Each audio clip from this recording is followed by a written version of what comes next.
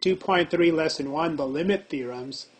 Our objective for today is, one, you will be able to use the limit theorems on page 42 to find limits of functions. What are the limit theorems? We've got 6 of them. The limit of a constant function, the limit of the identity function, f of x is equal to x, the limit of a constant times a function, the limit of a sum of 2 functions, the limit of a product of 2 functions, and the limit of a quotient of 2 functions. Before we get into that, let's take a little bit of time to connect what we're doing today to what we did in section 2.2. We concluded section 2.2 on Friday, and we looked at the definition of limit. This is the mathematically precise definition of limit that we can use to prove a particular limit. Prior to this, we found limits from our conceptual understanding using tables, numerical tables, and graphs. The idea of a limit is, as the input values approach c, the output values, are they approaching a particular number? And if that's the case, we say the limit exists. And we define that precisely on Friday, as you see here, definition of limit. And we were able to use that to prove limits, such as we saw with our examples from Friday. For example, number 20 on Friday, we were able to use the definition of limit to prove that the limit of the function f of x for number 20 as x approaches 2 was equal to 3. Now, prior to proving it, we had been able to find the limit to be 3 numerically as well as graphically because of our conceptual understanding of what a limit is. But with this definition, we were able to prove that that was the limit, and we call that an analytical or an algebraic approach. So we had a numerical approach, a graphical approach, and then this analytical or algebraic approach based on this definition. So what does this definition state? The limit of a function f of x as x approaches c is equal to L if and only if, for any epsilon greater than 0, no matter how small, there is a number delta greater than 0 such that if the input values of the function are within delta units of c but not equal to c, then the output values will be within epsilon of L, no matter how small epsilon is. Again, we needed this not equal to c because this could be the limit of a function f as x approaches 2, whether the function is defined at 2 or not, or if the function is defined at 2, it could be a value other than 3 as well. So when we use this definition, we were able to prove the limit. Now, that took a while. It wasn't the fastest thing to do. So what we like to do, instead of using this definition for particular problems, is to use this definition to prove some things that will be generally true. And those are called the limit theorems.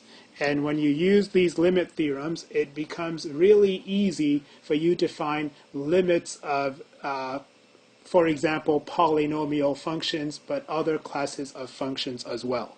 So our strategy for working with limits analytically, so that we can be absolutely confident in our answers because they'll be based on this definition, is that we will use this definition not for individual problems, but for to be able to make some generalizations of what must be true for example, constant functions, or the identity function. F of x is equal to x. That's the identity function. An example of a constant function would be f of x is equal to 5.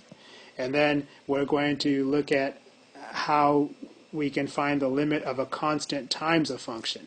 So basically, once you have the limit of a constant function, and the limit of, actually I circled the wrong one, the limit of a constant function, the limit of the identity function, and then you can put those two together with the third one here about the limit of a constant times a function. So if you put the first two together, you can pretty much get, for example, like f of x is equal to 5 times x. So the limit of a constant times a function.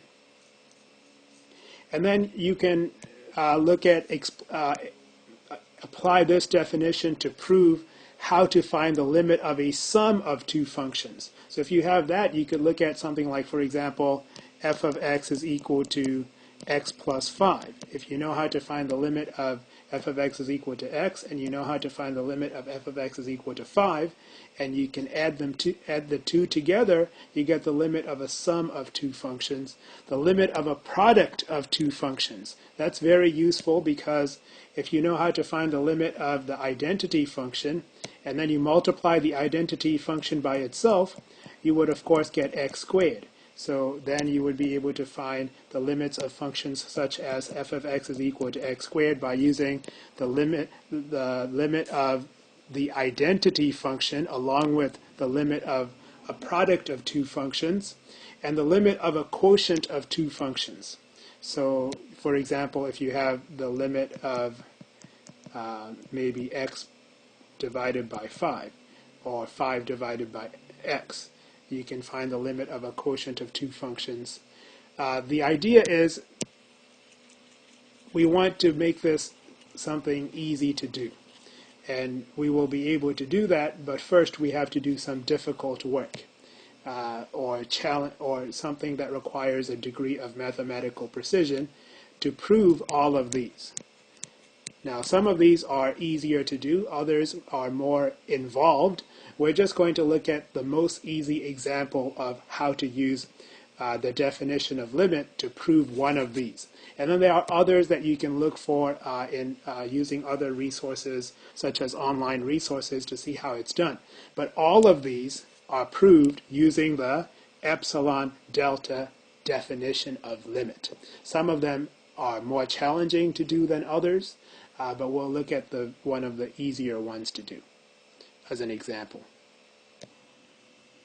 So we begin with the limit of the identity function. The identity function is y is equal to x, or f of x is equal to x, and here I have the graph of the identity function. And what is this particular limit theorem stating?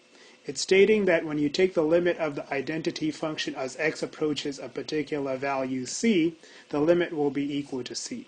So for example, the limit of the identity function as x approaches 3 will be equal to 3. That seems pretty obvious, but we need to prove this by using the epsilon delta definition of limit. This is one of the easier ones to do. And then the other ones may be more involved, but they're all done the same way using the epsilon delta definition. We'll just take a look at this one, and then if you like, you can look for other resources to find proofs of the other ones. So this is how you would prove the limit of the identity function. So you'd like to prove that the limit of the identity function f of x is equal to x as x approaches c is equal to c.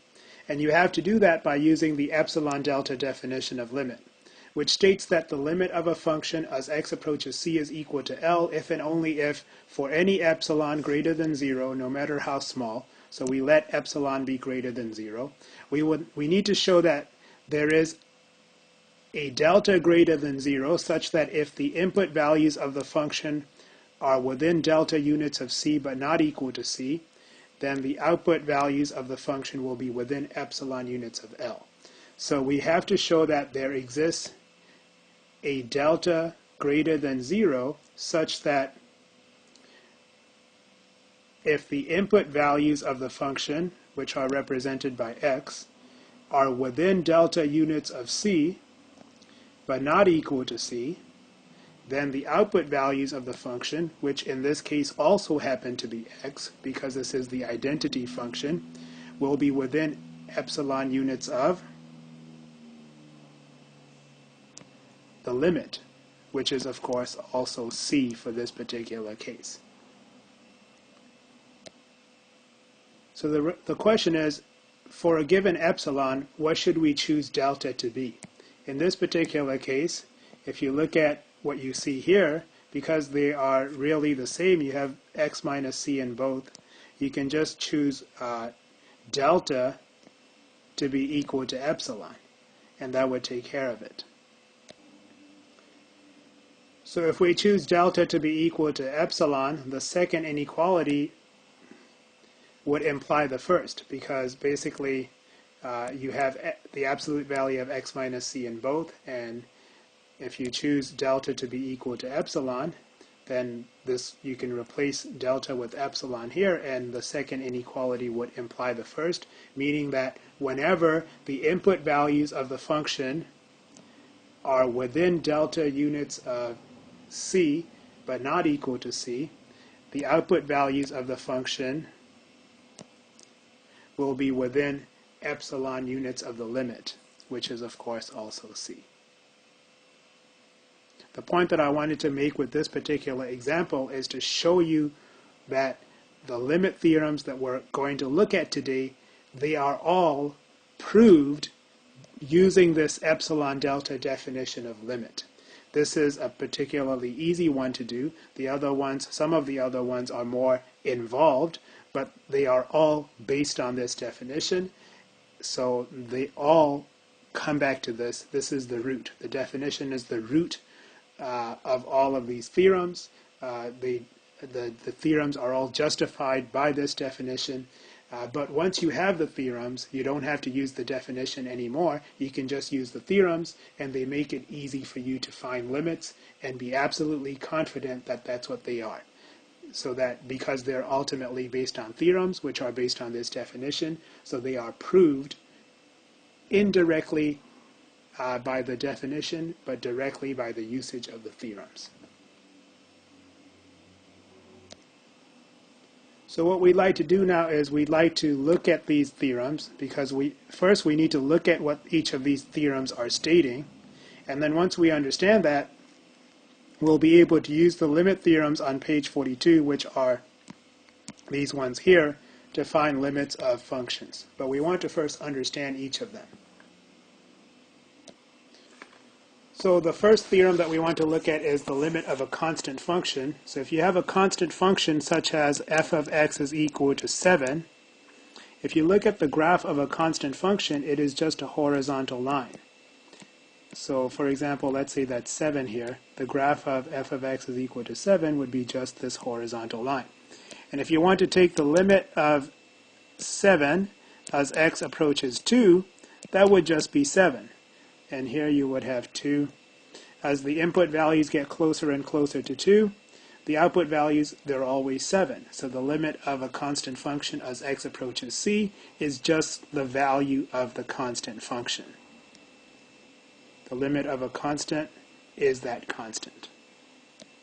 So another example would be if you have f of x is equal to 3, then the limit of 3 as x approaches 1 would be 3. Of course, we've already seen this one, the limit of the identity function. So here you have the graph of the identity function. The limit of f of x is equal to x as x approaches 3 is 3. So generally, the limit of the identity function as x approaches c is simply c. So for example, you can have the limit of x as x approaches -2 would be just -2. So here's the next one we look at, the limit of a constant times a function. So suppose you know that the limit of a function g of x as x approaches c is equal to L, then the limit of a constant k times g of x as x approaches c would be k times, the constant k times the limit of g of x as x approaches c, which is of course L. So you get k times L. So verbally, the limit of a constant times a function is equal to the constant times the limit. So you can consider something like what we've just seen. You can see, for example, the limit of x, which is the identity function as x approaches 3, is equal to 3. And we know that the limit of a constant function, such as 7, as x approaches 3, is 7. So if you have a new function by multiplying the constant function times the identity function, you could have f of x is equal to 7 times x. And what we're saying is the limit of f of x, which is 7x, as x approaches 3, is equal to 7 times 3, or 21. Okay, or if you want to rewrite this as 7 times the limit of x as x approaches 3. That would be just 7 times 3, which is 21.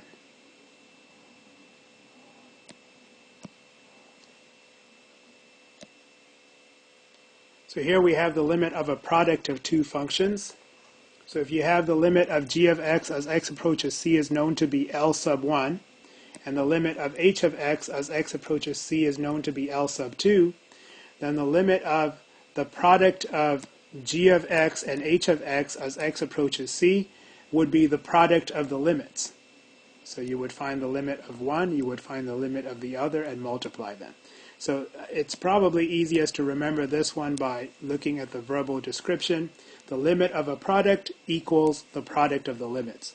And here's a very useful application of this particular theorem. We already know what the limit of the identity function f of x is equal to x is. So we have the limit of f of x as x approaches c is equal to c. If you were to combine,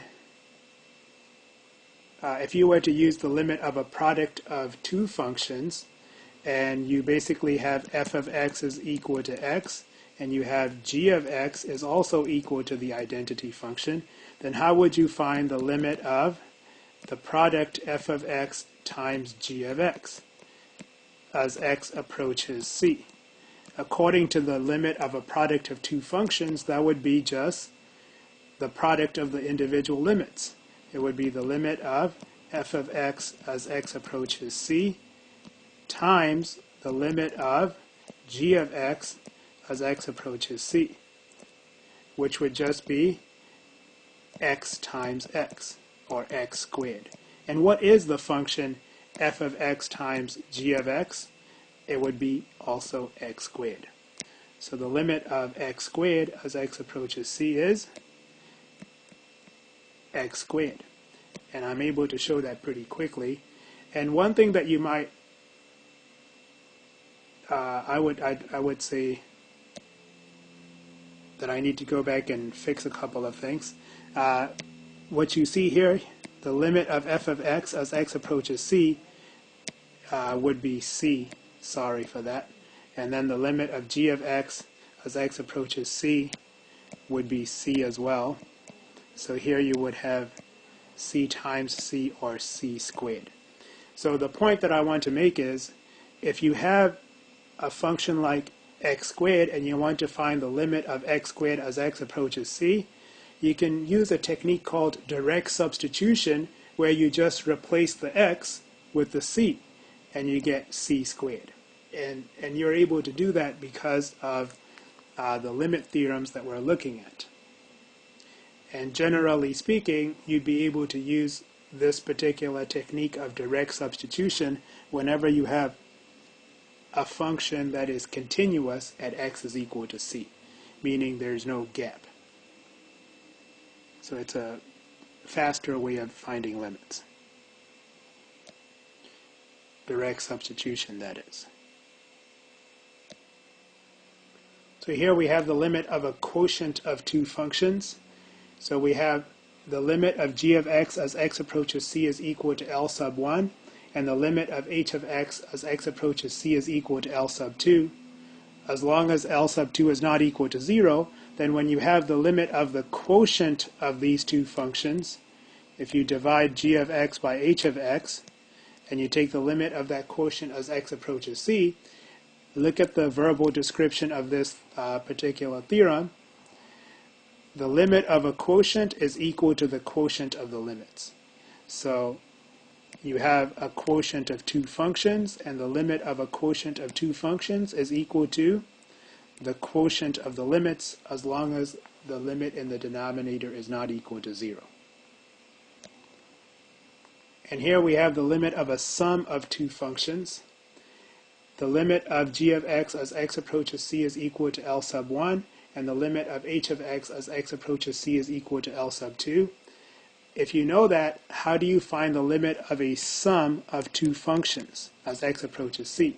According to this theorem, and you can understand it easily by looking at the verbal description, the limit of a sum of two functions is equal to the sum of the individual limits. So The limit of the first function as x approaches c is L sub 1. The limit of the second function as x approaches c is L sub 2.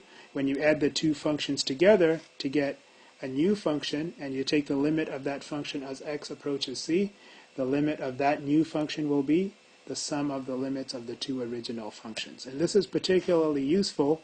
For example, we just looked at f of x is equal to x squared, and we said the limit of f of x as x approaches c would be equal to c squared. So, for example, the limit of x squared as x approaches 5 would be 5 squared, or 25. Now, suppose you have g of x is equal to 7, which is a constant function. We know that the limit of a constant function as x approaches any value would be just that constant, 7. So now let's say you put these two functions together to get a new function. So you're going to take the limit of x squared plus 7 as x approaches 5. According to the limit of a sum of two functions, that would simply be 25 plus 7, or 32. And a quicker way of remembering that is whenever you have a function that is continuous at x is equal to 5, and we will talk about continuity in the next lesson, but for now just understand that continuity means that the graph has no gap at x is equal to 5. It is continuous. Then you can simply do what we call direct substitution. You can use these limit theorems, and you will get 5 squared is 25, plus 7 is 32. Now we're going to conclude our lesson by looking at this function. F of x is equal to 3x squared plus 5x plus 1. And we want to find the limit of f of x, 3x squared plus 5x plus 1, as x approaches 1. And how can we do that? By using the limit theorems that we just learned about. So what you can see here is that what you have here is a sum of three functions. So we learned about a theorem that states that the limit of a sum is the sum of the limits. So using that, you can write the limit of 3x squared as x approaches 1 plus the limit of 5x as x approaches 1 plus the limit of 1 as x approaches 1. Again, what are we using? The limit of a sum. So the next theorem that we can use would be, here I have a constant times a function. So we will have the limit of, so this would be 3 times the limit of x squared as x approaches 1 plus 5 times the limit of x as x approaches 1 plus the limit of 1 as x approaches 1. The next theorem that I can use is the limit of a product. So I will have, for the limit of x squared as x approaches 1, I can write that as the limit of x as x approaches 1 times the limit of x as x approaches 1 plus 5 times the limit of x as x approaches 1 plus the limit of 1 as x approaches 1. So we're using the limit of a product. So now I know by using the limit of the identity function that this limit here is 1. I use the same limit of an identity function again. The limit of x as x approaches 1 is 1. And here I have plus 5 times. I use the same thing again, the limit of the identity function. The limit of the identity function as x approaches 1 is 1. And the last one here is the limit of the constant function 1 as x approaches 1 is 1. So here I have the properties that I used to find that. And then finally, of course, I'm running out of room at the bottom, so I'll come back to the top here. 3 times 1 is 3, plus 5 times 1 is 5, plus 1, and that would be the answer for the limit problem. That would be 8 plus 1 is 9. You can also see that for a function like this, which is continuous at x is equal to 1, the work that we just did can be even made more condensed by using a technique called direct substitution. And you can do that as long as you have a function that is continuous at the c value at which you're taking the limit. So, and again, we'll talk about what continuity means when we get to the next section, but for now it just means that the graph doesn't have a gap. It continues smoothly at that point. So basically, direct substitution just says replace x with c and you'll have the answer. So you'll have 3 times 1 squared plus 5 times 1 plus 1 is going to be, of course, 3 plus 5 plus 1, which is 9, which is equal to 9. So the work that we did here, look at all of the justification that I provided. The justification is based on the limit theorems, which are derived from the definition of limit, the epsilon delta definition of limit that we looked at the end of section 2.2. And in the next section, we will take a look at continuity of a function, and when you get to that, you can do something like what I just showed you here, where you find the limit of a continuous function at x is equal to c by using a technique called direct substitution. So today we saw that these limit theorems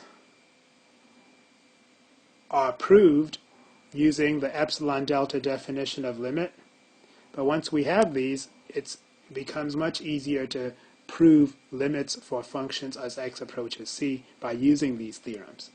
And we looked at using the limit theorems to find, not just to find, but once you find limits of functions using these theorems, you also know for sure that that's correct.